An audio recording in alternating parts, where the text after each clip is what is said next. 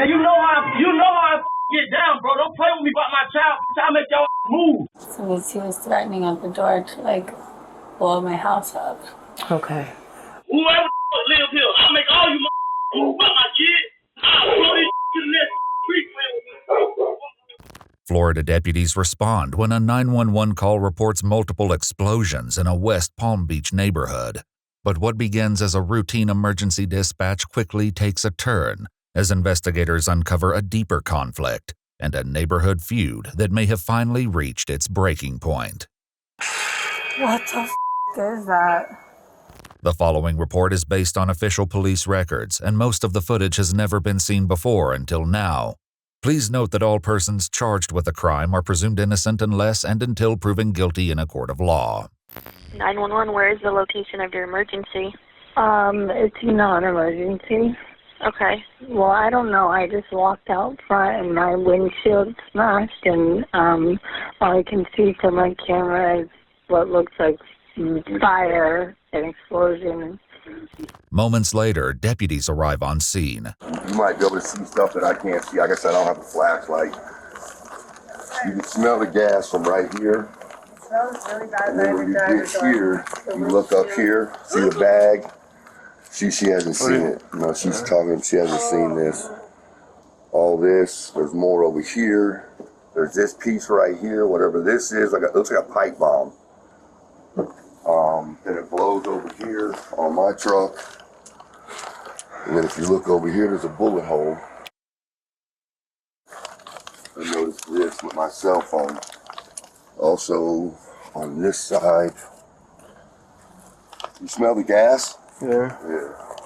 On this side here, I don't know what this is, but I know it wasn't here yesterday, and I don't know what this is, what it came from, but it's like all over my tire of my truck. Ross guides the officer through the extensive damage and debris left behind by the explosion.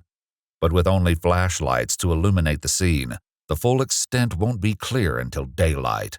So they just put it right there and exploded. They had to have thrown it, because if they would have put it there, that camera and that camera would have picked them up. Was this windshield broken before? No, all this just happened. No. And you have video? You can't see anything on the video. No? No, it's all like, she's got it on her thing. I'm scared. Throw this. At approximately 3 a.m., Tiffany's porch surveillance captures the first explosion. Before the blast, a faint sound can be heard, something being thrown, striking an object, and then a sudden detonation.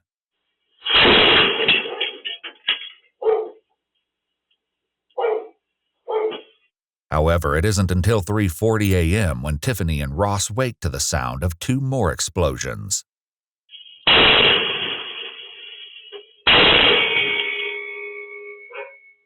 Thick smoke quickly engulfs the yard, obscuring the camera's view.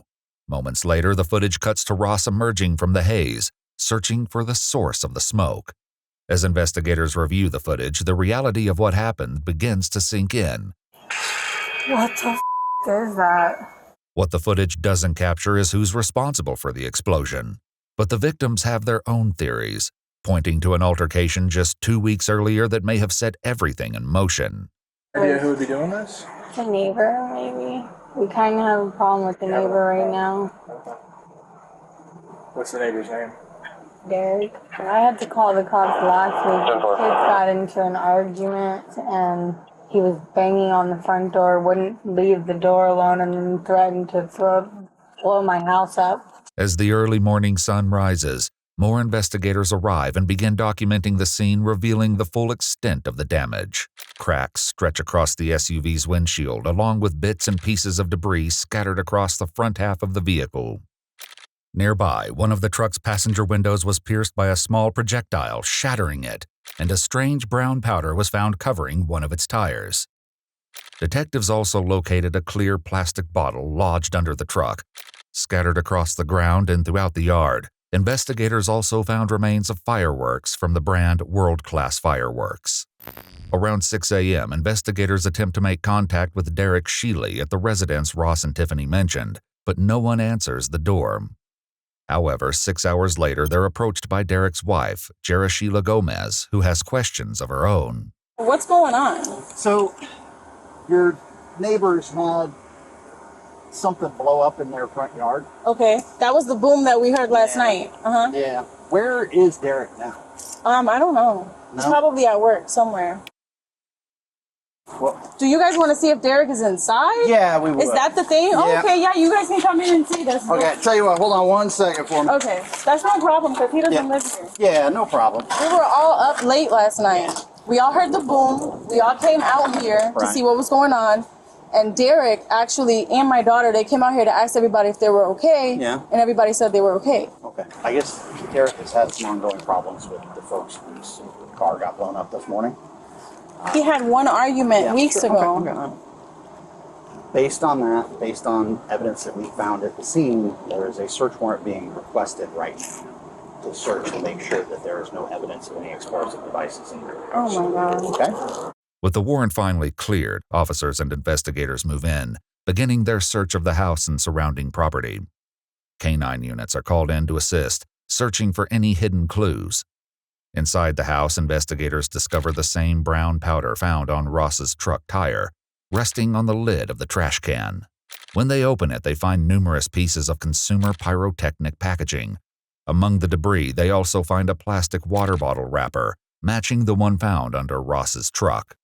The K9 units were alerted to a cabinet in the garage where more fireworks were found, including the same world-class fireworks brand discovered at the scene of the explosion. On December 18, 2024, a warrant for Derrick Shealey's arrest was signed, charging him with possession of a destructive device resulting in property damage. Later that evening, Shealey was arrested by the Okeechobee Police Department at approximately 6 p.m. Just 1 day later, on December 19th, investigators made contact with Shealey at the Palm Beach County Jail, where they conducted an interview. What do you know about my area? So they said something about a explosive device and the destruction of property. Gotcha. You familiar with the incident that brought all this on? I'm kind of familiar, but I don't understand why I'm here. Gotcha. What do you know of the incident? I just know some loud noise went on a house next door to where I was at, and that was the last time I heard about anything. But this whole thing, it blows me because when it comes to that neighborhood, I help everybody in that neighborhood. Can't nobody in that neighborhood say one bad thing about me. Not to my face. Yeah. At that. As Derrick claims to have been a helpful neighbor, the victims offer their own account, detailing a more recent conflict with him that they believe triggered the explosion. What was the altercation about, if you don't mind me asking? Oh, it was just something with the kids. He said his kids got into it with our boys. Okay. They were picking on her son.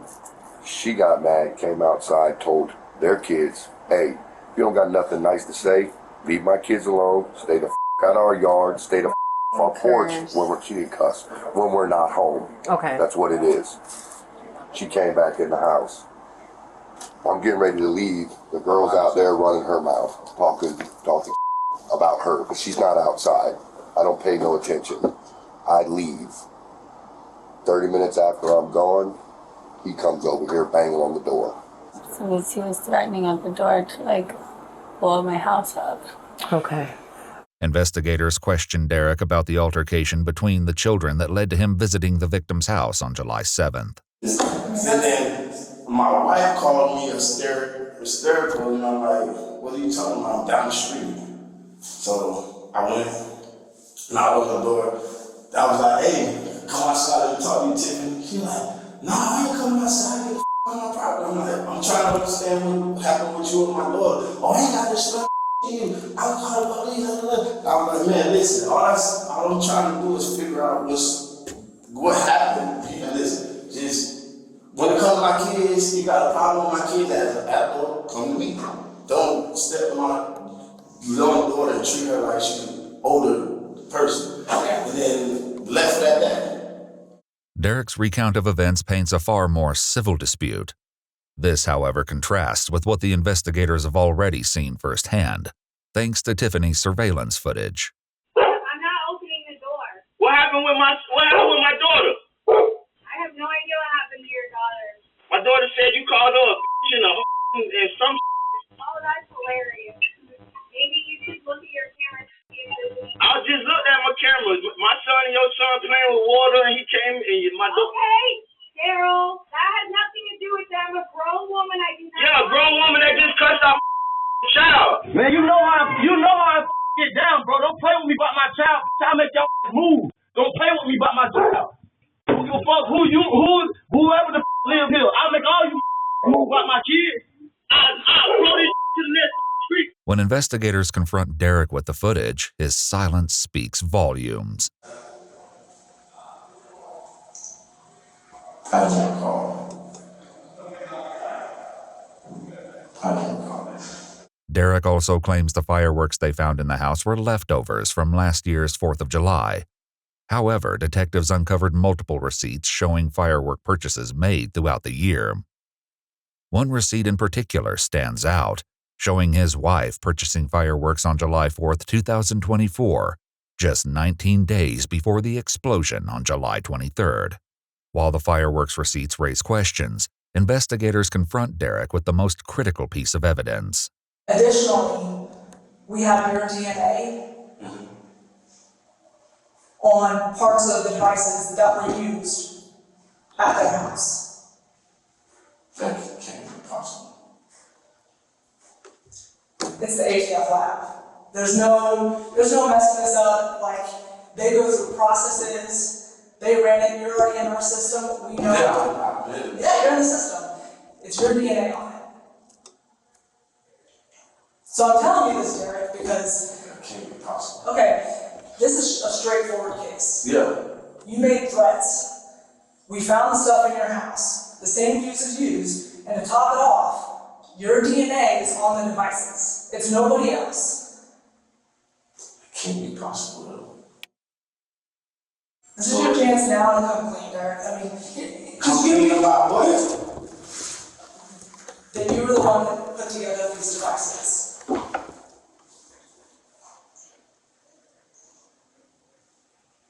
I can't sit here and tell you a lie. Okay, that's Did you show somebody else how to put them together? Put what together?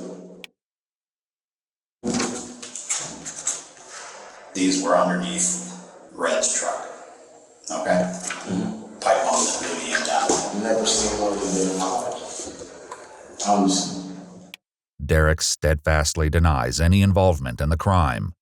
As the pressure mounts, he ultimately requests a lawyer and decides to end the interrogation. After the interrogation, Derrick makes multiple phone calls from jail to his wife on a recorded line. In one call, he expresses an alarming thought, saying, "The only way I can get out of this is if I throw my son under the bus," and that Shealey Jr. would only get a slap on the wrist. Investigators approach Gomez in a later interview to confront her about these comments. You know, I don't know if you've had a chance to talk to Derrick much since he's been incarcerated, but, you know, we've, unfortunately now our DNA tests have come back, and so they've indicated that Derrick is one of the profiles that we recovered on that device.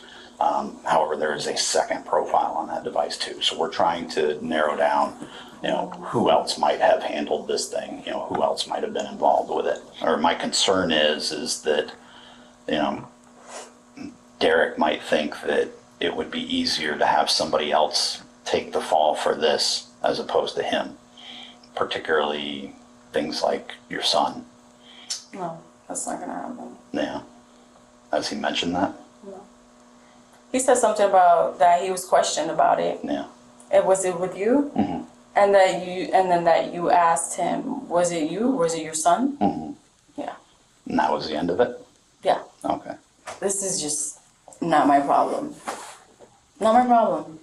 You know, whoever's DNA is on that, that's on them. I have nothing to do with any of that. After his arrest on December 18, 2024, Derrick Shealey was denied bond and charged with possession of a destructive device resulting in property damage. He's pleaded not guilty, and his next court hearing is scheduled for April 29, 2025. As the case continues to unfold, The full extent of Shealey's involvement in the explosion remains to be determined.